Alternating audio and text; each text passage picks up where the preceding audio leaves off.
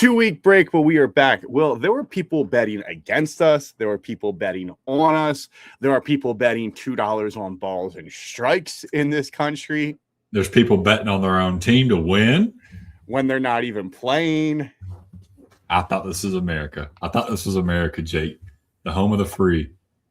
I thought I could go out and bet 45 cents on the next pitch to be a ball or the next pitch to be a strike. That is the bigger red flag than betting on your own team. Yes, betting on your own team is bad. You have inside information, but betting on balls and strikes at the game, real time, over and over and over again, like you just have an issue. I think the funniest thing is I'm just picturing Brendan Sorsby last summer after getting probably like $1 million, just sitting there with his DraftKings account, betting 50 cents on whatever pitcher.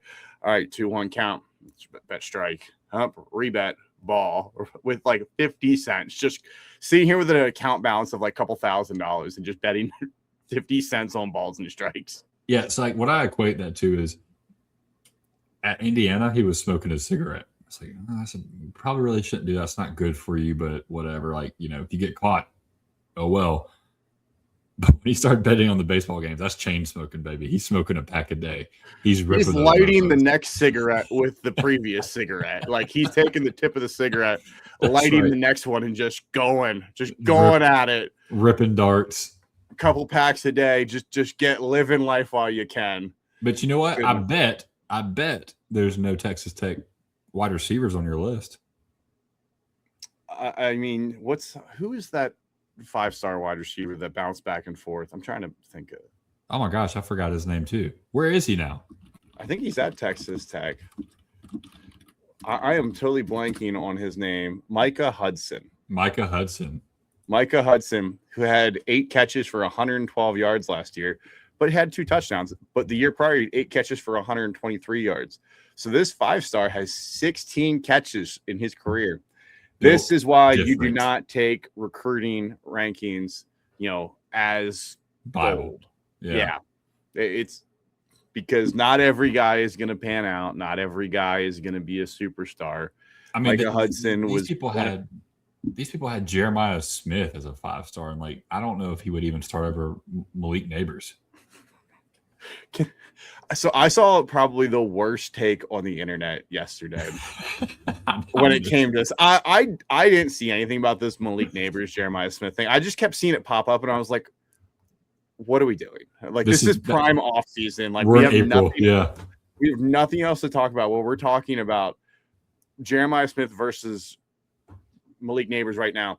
And somebody said, just to be clear, Malik Neighbors, if you were at Ohio State right now, we're not talking about when Malik Neighbors was in college. Right now, you would be wide receiver 2, maybe wide receiver 3 behind Jeremiah Smith and Chris Henry. Oh, stop. Okay, first, Chris Henry might not even be the number 2 at Ohio State. They brought in a couple guys, so there's a chance that Chris Henry is not even the number 2 there. Also, Malik Neighbors is starting over Chris Henry Jr. He is starting over a true freshman.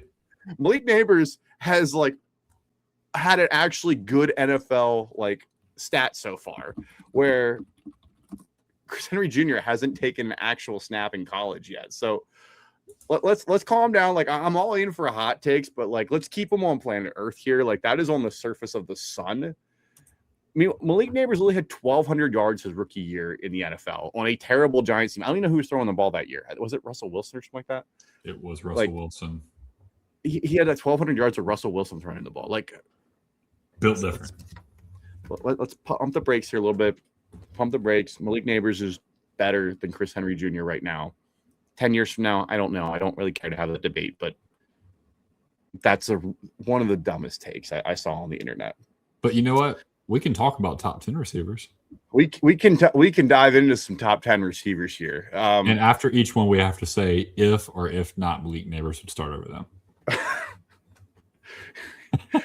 So right now. So my first one is Micah Hudson at number 1. Yeah, I think we can both just say Jeremiah Smith. Yeah. I think pretty obvious one, Jeremiah Smith here. I think that we're both right on page with this one. I mean, what hasn't he done besides win the Biletnikoff so far? Which is insane. But this is it's like the LeBron effect or the Steph Curry effect. This oversaturation of this person being so good that we feel like we have to give it to somebody else. I also Smith not got the Blitnikoff. Well, so one of the things, especially Ohio State last year, is they changed the offensive system a little bit. And I know that, people can always go compare to Justin Jefferson or Jamar Chase or, when Joe Burrow threw 60 touchdowns. That offense was very different. And just because you go and, throw 60 touchdowns doesn't always mean that offense was quote unquote better. They may be statistically better. They might be statistically better, but I mean, think about it. Calvin Johnson is arguably one of the best college football wide receivers of all time. Right. Calvin Johnson played in the triple option. Right. Just because statistically he didn't blow you out of the water. Yeah, he had over 1,000 yards, but just because some guys are statistically better doesn't mean that they are the best. Ryan Broyles has some of the most receptions of all time. I don't think anybody would sit up here and say Ryan Broyles is a top 5 college football wide receiver of all time. I might, don't sleep on him. But think about this. Jeremiah Smith had a a top 5 pick on the roster with him last year, and he was still 4th in the country in receiving yards. Jeremiah Smith averaged 14 yards per catch when everybody knew the ball was going to him.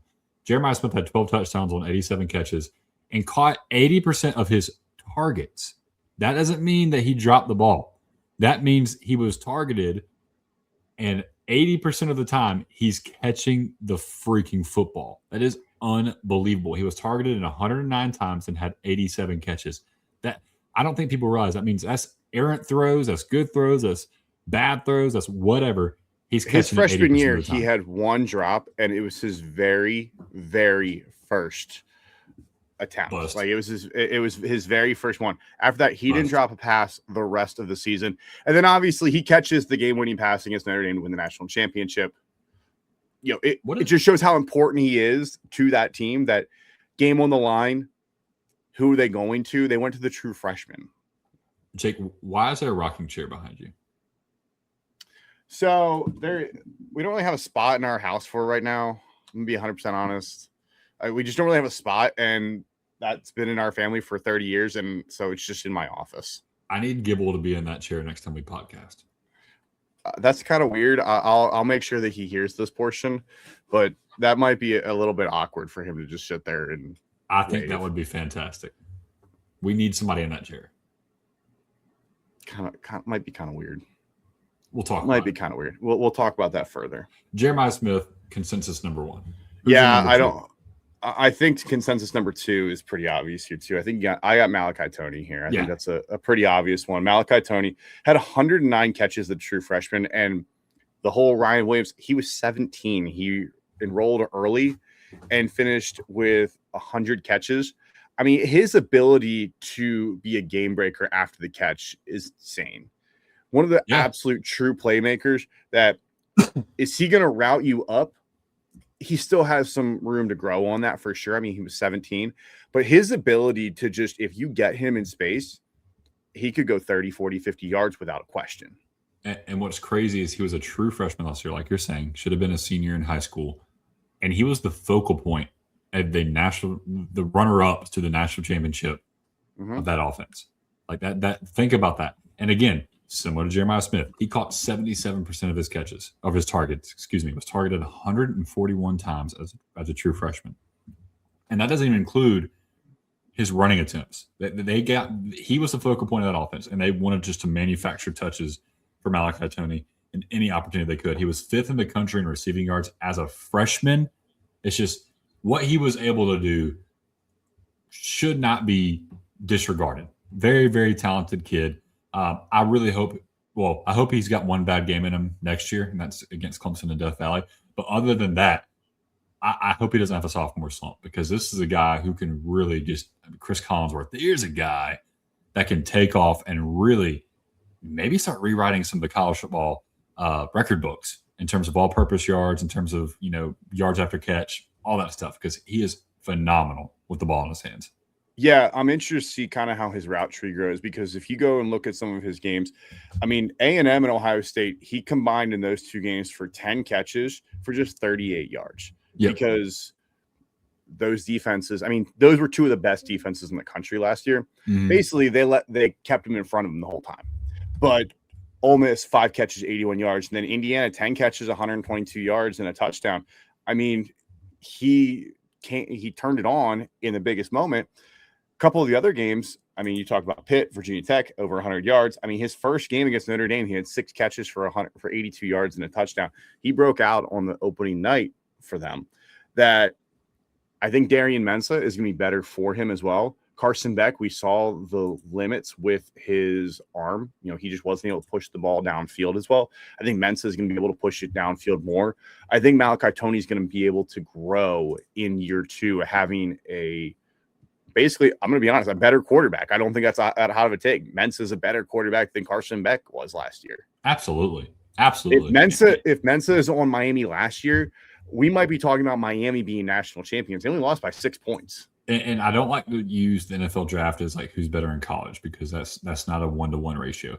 However, in this scenario, Darian Mensah has a chance to go be a first-round draft pick. Carson Beck was never considered as a first-round draft pick. Mensah has a chance to go win the Heisman this year. Right. And yeah, anyway. So Malachi Toney, phenomenal player. 75, 76 yards a game. Yeah, average 4.9 yards a carry. I mean, this dude he can just do it all, and it's really fun to watch him play. But there's the next guy I don't think a lot of people know about, well, at least on my list. I don't know if he's there on your list. I have him on my list, but I'll let you go first. KJ Duff out of Rutgers, 6'6", 215 or 220 pounds. Again, I want to let you know, he played wide receiver for Rutgers University. It was 10th in the country in receiving yards. Let that sit in for a second. This is at Rutgers. He's averaging 18 yards per catch, 60 catches on 93 targets. He's catching the ball 65% of the time they throw it to him. Again, unreal. And he's playing for who? Who was his quarterback last year, Jake? Ethan Kaliakamakis. He got drafted. That's all I'm going to say. I don't really know how, but Ethan Kaliakamakis. KJ Duff got him drafted. I will say that. There's probably a good chance of that. There's probably a very good chance of that. The way, like, this guy has sticky hands. He could be a first-round draft pick. I think he's going to be eligible next year. He could be a first-round draft pick. Very fast, smooth runner. And a lot of times when you're 6'6", you're stiff, or you're not a really good runner. You're awkward. Dude can run. He's smooth, phenomenal hands, and then he's good after the catch. I mean, 18 yards per catch is unbelievable for anybody, let alone a 6'6", 220-pound receiver. Yeah, KJ Duff. We're not going to have to wait too long for me to talk about KJ Duff, because the guy is an absolute beast. My number 3 is Cam Coleman, as he moves over to Texas this year. Cam Coleman was at Auburn, obviously, last year. Auburn was terrible on offense last year. They were 99th in passing yards last year, but Cam Coleman had 708 yards and 5 touchdowns. He was one of the only bright spots on that offense last year. The problem for him, yeah, he only had 708 yards, but who was throwing the ball? We had Jackson Arnold, who I don't know how he had hype looking back at this, but you had Jackson Arnold, you had Ashton Daniels, and you had Deuce Knight playing last year. Nobody really looks at you and go, wow, like, that's a superstar quarterback. Meanwhile, Cam Coleman had 708 yards, 5 touchdowns, and Eric Singleton had 534 yards. Like, these were the only real guys on offense making moves. Offense just wasn't a thing for Auburn last year. Just not a thing. Cam Coleman this year, while I am not a massive Arch Manning guy, I had him in my top 10. I don't think Arch Manning is all of a sudden, like, I don't have him winning my Heisman. But Arch Manning is definitely a better quarterback than Ashton Daniels and Jackson Arnold.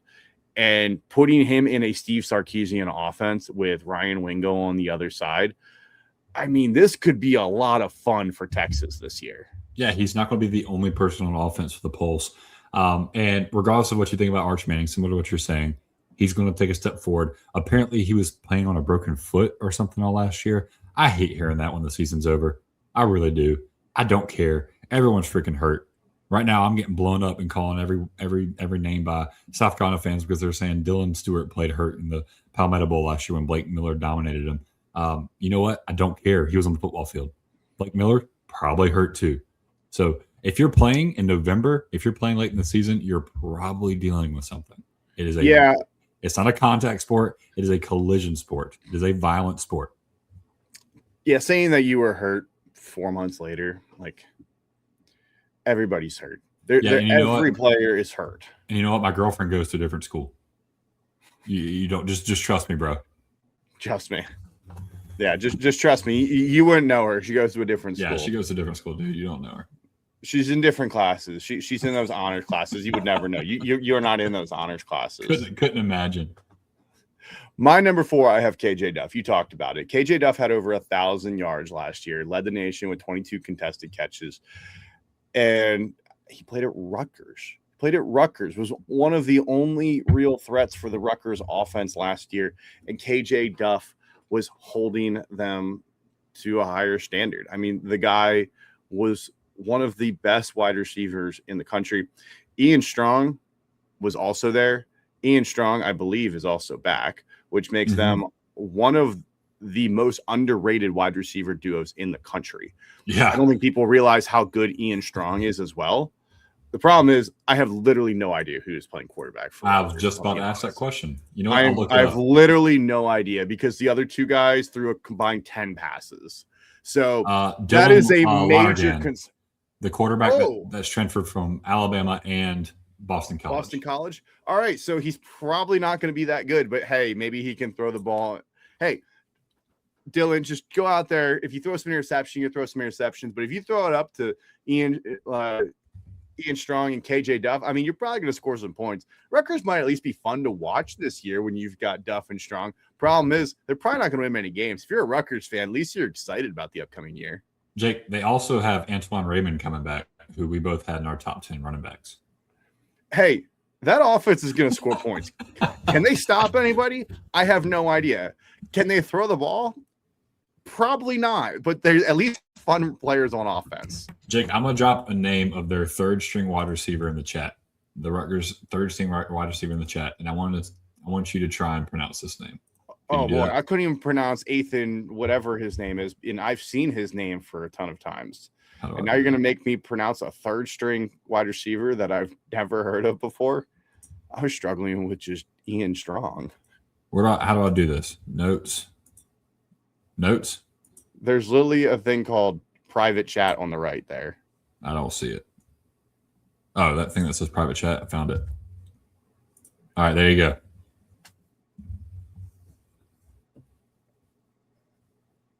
Sane de Graffenriet. I think that's right. Close enough. Sanai de Graffenriet. Close enough. Who's your number 4? Terrence Moore Jr.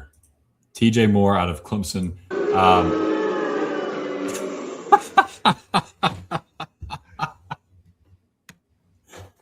That was good. That was really good. I was planning that one. I'm glad awesome. That one hit. That was awesome. TJ Moore out of Clemson, 16 yards per catch last year, and he's now in a more vertical threat offense with the new offense coordinator. Who's your OC again? Chad Morris. And Chad Morris took shot. Chad Morris coached against the Buckeyes in 2013. What happened in that game? What happened the next year? He wasn't there next year. We didn't play all that year. We played Oklahoma and beat them 40-6. You destroyed Braxton Miller's career. That's what you did. Yeah, Carlos Hyde. How do you feel about the fact that you took away Braxton Miller from college football fans? No, he got to play receiver the next year, and we got to see the spin move. No, he didn't play at all the next year because his shoulder still hurt him. That's on him. Maybe he should be tougher. Hey, you took away Braxton Miller, and that electric.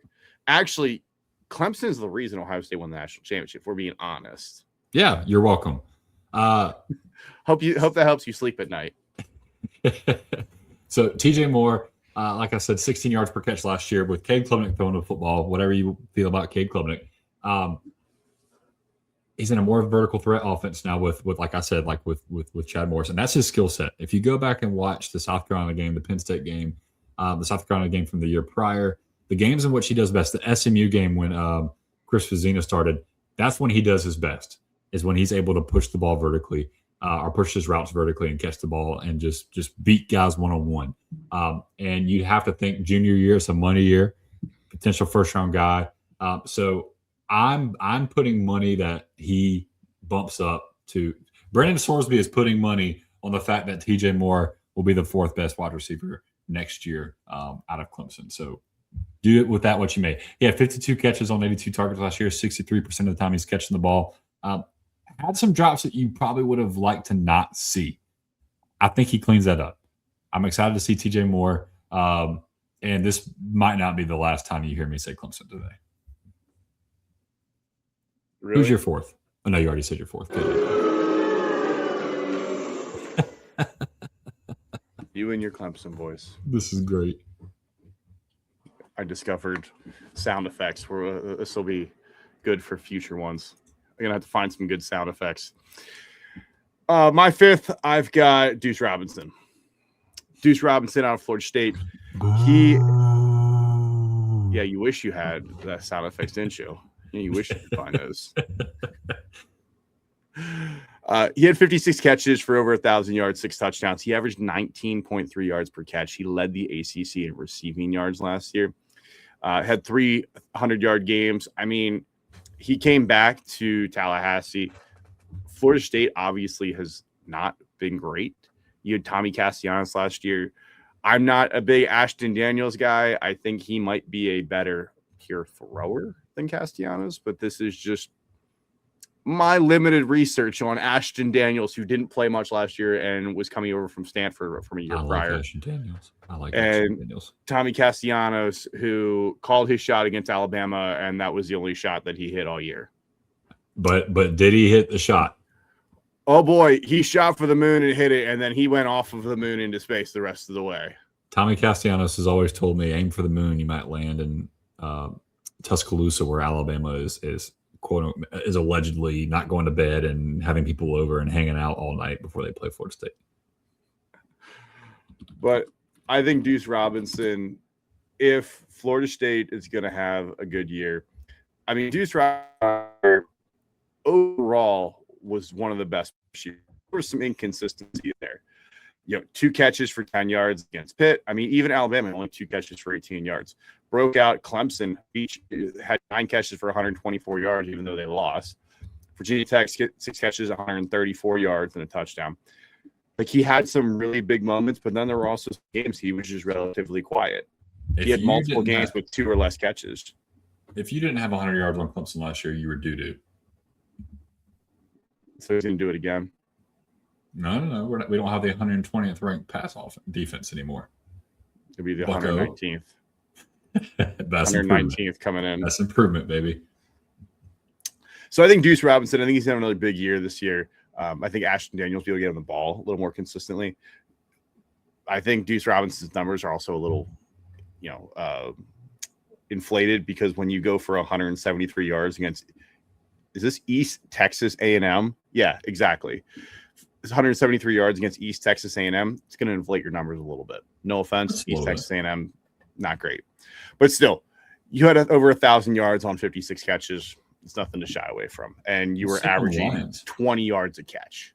You're sleeping on my East Texas A&M Community College Lions. Do you even know what town East Texas A&M is in? It don't matter. I'm pretty sure they're the Lions. They are, but can you name where they're at? You are Googling this right now. No. You cheater. You are Googling this right now. I would have never gotten that. It's east of, I would say it's east of College Station. I'm going to put this in Google Maps, and I'm actually going to laugh if this is somehow west. While you're doing that, it's in Commerce, Texas, which is it east of College Station? It's directly north. Mm. Like, it's almost exactly north. Mm. Maybe that's why he was able to. It's in East Texas, though. That's the thing. It's actually more like Northeast Texas, but yeah. So they should change the name. Let's start a petition. Change the name.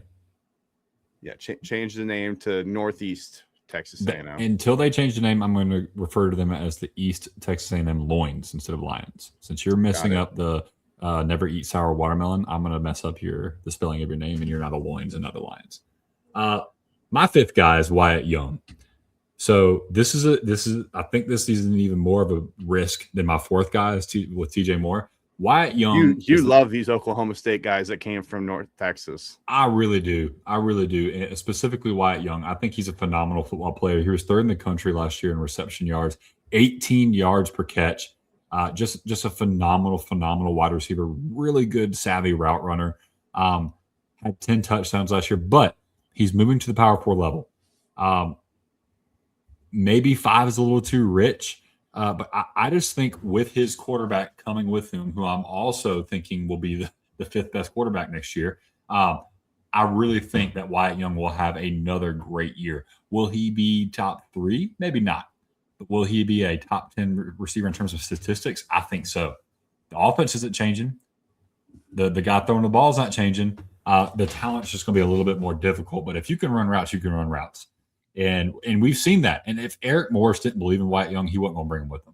So I think this guy could really, really take college football by storm next year. Yeah, Oklahoma State, I mean, you called this a couple months ago that Oklahoma State, I mean, there's potential for them to rise pretty heavily this fall, but also they are relying pretty heavily on the group of 5 to FBS transition. But there might be an opening in the Big 12, especially if Brendan Sorsby might not be there. I mean, that's just Will Hammond is likely to play. Is going to play, yeah. Will Hammond is a formidable quarterback. We're not like bringing some walk on out of Maine to play. Like Will Hammond's a very formidable quarterback. Played pretty heavily last couple. But he's coming off of a bad ACL injury. Coming off a bad injury, so we'll see. But I don't know what Oklahoma State's schedule looks like. I don't have it in front of me, but I do believe they play this year. But I like Wyatt Young. I obviously don't have him in my top 5, but he had a very good season at a high octane offense last year. Absolutely. My number 6 is Mario Craver out of Texas A&M. Mario Craver was that guy at A&M last year when we were seeing Marcel Reed go 50% of completion but throw for 400 yards. Had over 900 yards and 4 touchdowns in his first season at A&M, averaged 15.5 yards per catch, had 207 yards against Notre Dame, which was one of the better defenses in the country last year. Yeah. When you talk about the guys that were on that defense, KC Concepcion is gone. So Mario Craver, it takes a step forward. Concepcion was obviously a first-round pick. I would not be shocked if we see Craver take that step forward where he all of a sudden is looking more towards a first or second day pick. Craver's small though. Craver's only 5'9". He's listed at 165. Yeah. So definitely more of that like Malachi Toney size, because 165 is tiny. But the thing is, if you can do something with the ball, like they're going to get to you. So Craver, I think, could be a massive superstar this year. The big thing for him, though, was consistency, because the first 3 games, he was great. 122 yards against UTSA, 114 against Utah State, 207 against Notre Dame. Didn't have a 100-yard game the rest of the year. Yeah. And I think my biggest issue with Mario Craver is the drops and the games in which he disappeared. You highlight the South Carolina game. The first half, there was opportunities for that to never get out of hand like it did. They ended up coming back and winning, but they could have blown out South Carolina had Mario Craver not dropped the ball in the end zone, had a couple things going their way in the first half. But I think the drops are what kept him out of my top 10, even though just a second ago I said TJ Moore's the 4th best wide receiver in the country. But he's a more consistent catcher than I think Mario Craver is. But like you said, when Craver gets that ball in his hands, look out, because it's going a long way most of the time. Oh, he's a fantastic player. And like I said, I think A&M also needs him to step up because Concepcion is gone. Craver is going to be that guy. They're going to rely on him pretty heavily this fall.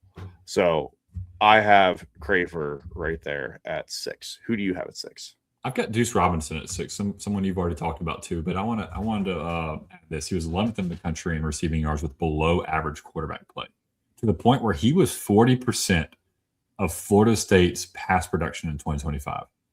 Just Deuce Robinson. So with his, I think he had 1,079 yards, and Tommy Castellanos threw for 2,300 yards. There's your math. 19 yards per catch is unbelievable. Again, another big guy similar to KJ Duff. I just think KJ Duff is more consistent than Deuce Robinson is. You go to the Clemson game, he probably has a better game if he doesn't drop the ball a couple times. I think he dropped a touchdown pass in the end zone, if I remember correctly. I remember it was a controversial call.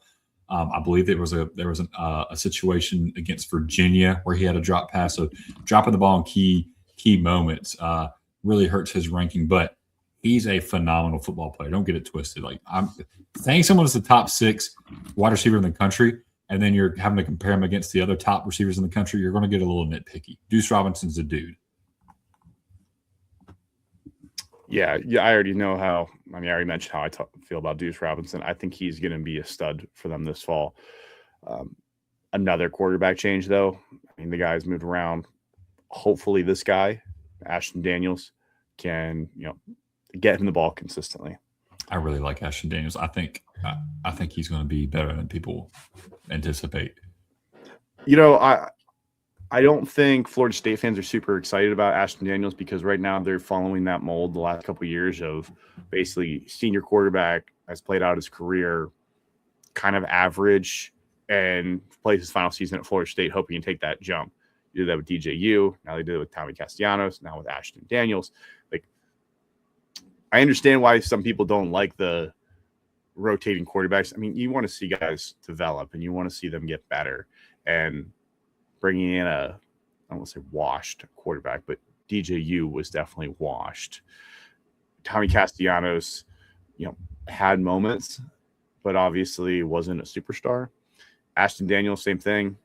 Couldn't beat out Jackson Arnold. I don't know if that was a Hugh Freeze didn't want to beat out Jackson Arnold because they paid Jackson Arnold a ton of money, or if Ashton Daniels just wasn't better. So a little bit of concern there for me. Yeah, that's a good point. My number 7 here, I'm going to start going off the rails a little bit here. I got Charlie Becker out of Indiana. I got Charlie Becker here. This dude, in his first 3 games last year, had 4 catches for 70 yards against Old Dominion, Kennesaw State, and Indiana State, and then didn't play again till the end of October against UCLA. Only has 3 catches then, and then Penn State goes for 7 catches, 118 yards. Wisconsin, 5 catches, 108 yards. Ohio State, 6 catches, 126 yards. And then Alabama, 2 catches, 51 yards. Oregon, 2 catches, 48 yards. Miami, 4 catches, 65 yards. Scored 4 touchdowns this past year. Kennesaw State, Alabama, Oregon, and Wisconsin. He ended up with 679 yards after having only 70 yards going into the end of October. He became a massive big play threat for Indiana when they had Omar Cooper Jr., Elijah Surratt. Yeah. And Becker didn't play the year prior, had 0 catches the year prior. Becker came out with a bang in his sophomore year. Becker's going to have to take a step forward. Obviously, they've got Nick Marsh coming in, but Becker has been there now. Becker is in his 3rd year in the program. Becker is a guy that I think will take a massive step forward, can continue to be that deep play threat. He averaged 20 yards a reception this past year. With 34 catches, he averaged 20 yards a catch. Yeah, that's insane. So, and you look at not only are you moving the sticks, not only are you moving the sticks, you are getting sizable chunks every time you catch the ball. And like that 4th down catch he had against Miami was phenomenal. I believe that was him on the sideline. He also had the game-sealing catch against Ohio State in the Big Ten championship game. Yeah. Yeah. So just a big time ice in his veins, dude. I like that. He's not He in my had top that 10, big but I catch like it. against. He had that big catch against Penn State down the sideline. He Yep. wasn't the one that caught the game-winning pass, but he had That was the one Mark down the Cooper. sideline. Yeah. Yeah. So Becker, I think we'll see him take a step forward this year because now he has played in those big moments. I don't think he's going to shy away from being the number 1 or number 2 wide receiver. And if he continues these big play, I mean, a full season of him, he's going to be 1,000 yards without question. Yeah. All right. Who is your 7? Nick Marsh. Hey, another Indiana guy. Another Indiana guy. So you went Cooper and I went not Cooper. You went Becker and I went Nicholas. So I think Nick Marsh is going to get better quarterback to Josh Hoover. Whatever Sonny Styles says about Josh Hoover, take out the grain of salt. He's the ex-girlfriend right now. So I think he's got an opportunity to excel in an offense, like I said earlier, that had the 39. Did you say Sonny Styles or Sonny Dykes? I said Sonny Styles, but I meant Sonny Dykes. Sorry. Not many Sonnies out there, right? And Sonny Styles is a hot topic this last week, which, anyway. Wait, did you see his clip by chance when they're standing at the draft? They mic'd him up at the draft. And he introduced Carnell Tate as Jeremiah Smith. Yeah. That one made me laugh because Carnell Tate definitely heard that before. Yeah, I love that. And good for them to have that relationship. So Nick Marsh, I think, has a chance to be a phenomenal football player. I don't know if he was a 5-star, but he probably should have been a 5-star coming out of high school, going to Michigan State. Stayed with Michigan State an extra year. Tried to be loyal, didn't work out. No one can blame him for leaving. He's now at Indiana, where I think Kurt Cignetti can unlock a different level of Nick Marsh, and I'm betting on that with him going number 7 here on this list. And I bet with Brendan Sorsby's track record, he's probably betting on that too. He loves to bet on Indiana. Brendan Sorsby definitely took the over. He's probably got Indiana's win totals over too. So I like Nick Marsh a lot. I think he wasn't utilized properly at Michigan State, partially because of personnel, partially because... I think you don't even have to say properly. He wasn't utilized. Yeah. They weren't able to utilize him. Yeah. Jonathan Smith obviously got fired after 2 years. Wasn't a good hire, really, ever. Kind of a confusing one, if you go back to it. Hindsight's 2020. But Michigan State's a very tough job. Very, very tough job. But yeah, I like Nick Marsh a lot too. My number 8, I got Wyatt Young. You already talked about him. I don't have him as high as you, but I do think, you go with your quarterback, you go with your coach. You're going to be in a different uniform, very familiar situation. Very familiar situation for a guy that had over 1,200 yards, was one of the best wide receivers statistically in college football last year. He topped 100 yards in 5 of his final 7 games. He averaged over 90 yards a game. Yes, they're going to play stiffer competition, but also at the same time, you're expecting him to get better and better, and you're going to have that chemistry. If Wyatt Young was going to Baylor, if he was going to Kansas State, we probably wouldn't be as high on him because it'd be a different system, different quarterback. It's the fact that he is following Eric Morris, he is following Drew Mestemaker, that they have that chemistry already, and you could see Oklahoma State bring back that explosive offense. And if they do, Wyatt Young is going to be a very focal point of that. Yeah, absolutely. Your number 8. I've got Cam Coleman at number 8. I gave my take on him. This feels talented. Low. This just feels low for Cam Coleman. I'm thinking he might. I'm thinking he could be higher. That might be too low for me, or in general, but I want to see it. I want to see it happen consistently. I want to see Arch Manning do it. I want to see Arch Manning take that next step. And then he's competing with Ryan Wingo. Does the offense go through Cam Coleman? I think it will. I think he'll be that guy. So uber talented, much better quarterback than Arch Manning. If he has a blow-up season, egg on my face, only having him 8th. But I just have to see it happen consistently. And I don't know. 8th might be too low. But I'm going to ride with it. I think 8 might be a little low, but I'll give it to you. All right, my number 9. I have Bryant Wesco. It's just going to be our new thing. I mean, he had 537 yards, only played in like 6 games last year. He had over 100 yards. 1, 2, 3, 4. He registered stats in 6 games, is what ESPN has it here. Oh, okay. So I have him in 6 games. If he played 7, whatever, he didn't register stats. He registered stats in 6 games last year, had over 100 in 3 of them. Scored 2 games twice against Troy, which you guys played with Troy for way too long and we're losing to Troy. Scored against Georgia Tech, scored twice against Syracuse, scored against Boston College, like 6 touchdowns in 6 games. The guy was having a fantastic season before he got hurt. Was on pace for well over 1,000 yards with how he was playing. And Clemson couldn't figure out offense or defense last year, but Bryant Wesco was one of the pieces that continued to work. He was the shining moment or the shining member of the offensive side of the football. And no spoilers, but I have Bryant Wesco at 10, 17 yards per catch, 6 touchdowns, like you said, in 6 games on 45 targets, 31 catches, just phenomenal football player. And if he comes back from this neck injury healthy in Chad Morris's offense, I think he could take off. Now, again, the question mark is the quarterback. Is he able to do that with the quarterback being Chris Vezina? Does Chris Vezina have the ability to support 2 top 10 receivers? I don't know. That is my big question about Clemson for this year. And that's not just the wide receivers. It is legitimately the quarterback position because we saw Klubnik get drafted. I have no idea how Cade Klubnik got drafted, especially as high as he did. I can tell you how he got drafted. Jets are going to Jets, I guess. Yeah, it's 100% because he can throw a football very, very far and very accurately. But when you turn on the tape and if you watch all these quarterback gurus talk about him, he cannot process the game.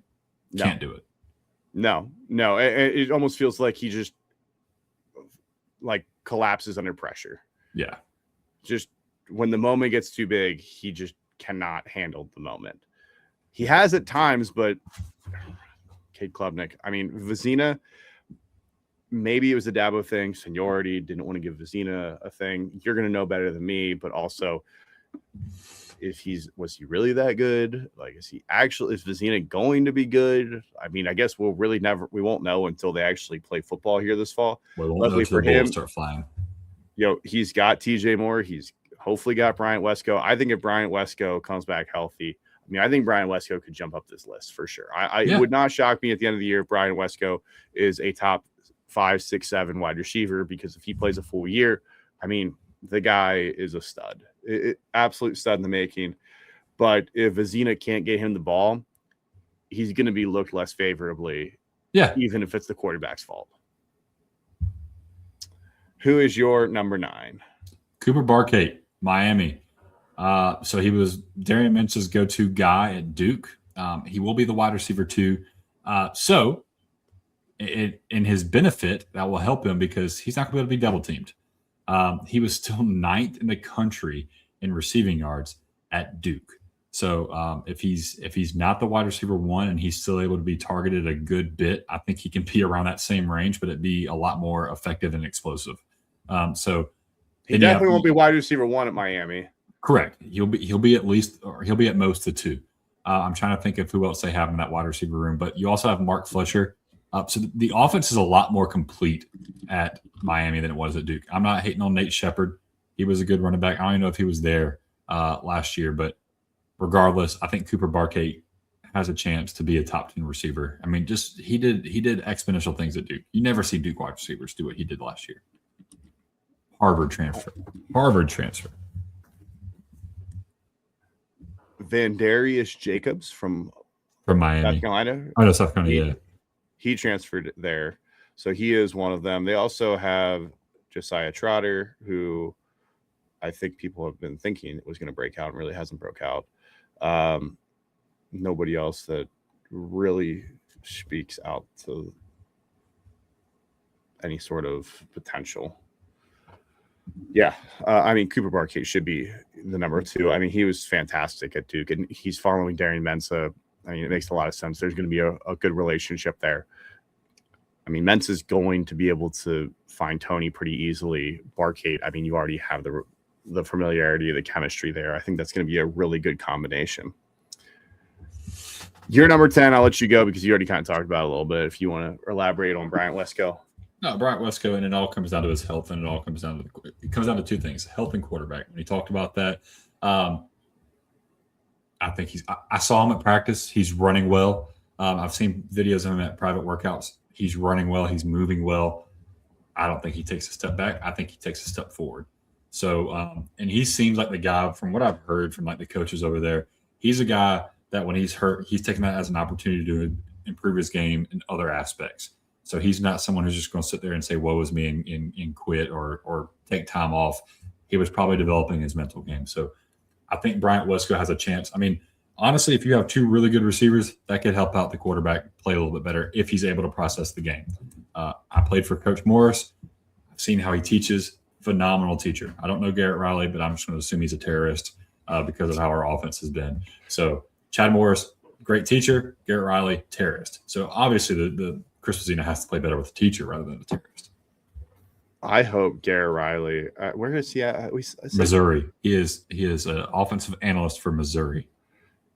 Wouldn't it be funny if Missouri just has like the best offense in the country this year? He's still ISIS. Still ISIS. He coached Al-Qaeda Klubnik.